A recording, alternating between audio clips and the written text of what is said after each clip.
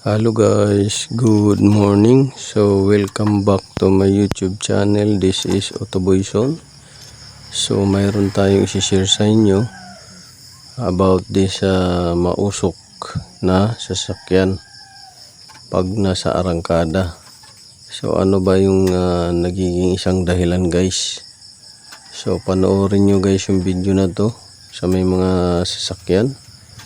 So dito guys ay binuksan natin yung resonator nya.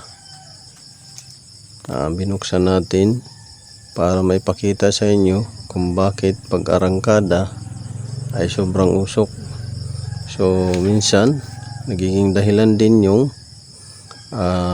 fuel air mixture hindi balanse, kaya too much carbon ang nagiging resulta.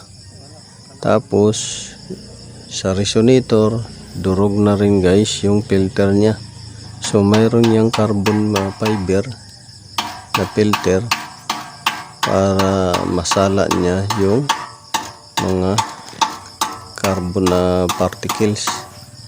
Pero dito sa ating na-discover ay wala nang laman, durog na. So papakita ko sa inyo yung tinataktak natin diyang carbon kung gaano kakapal. So resulta to guys ng dalawang dahilan.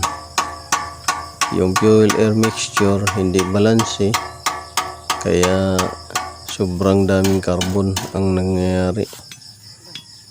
Pangalawa, pagkadurog na yung carbon fiber filter. So yan yung mga dahilan na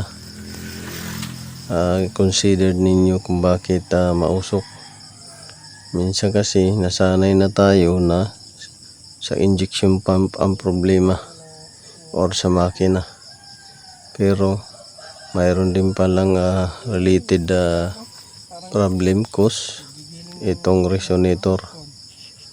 So yan yung gusto kong i-share sa inyo guys.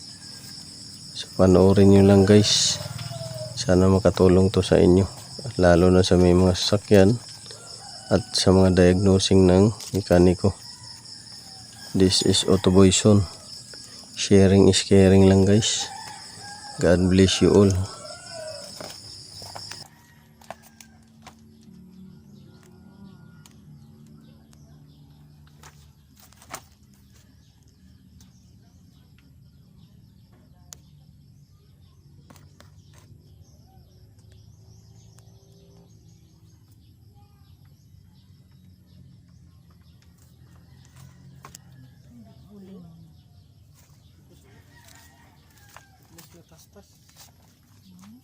At least tastas na.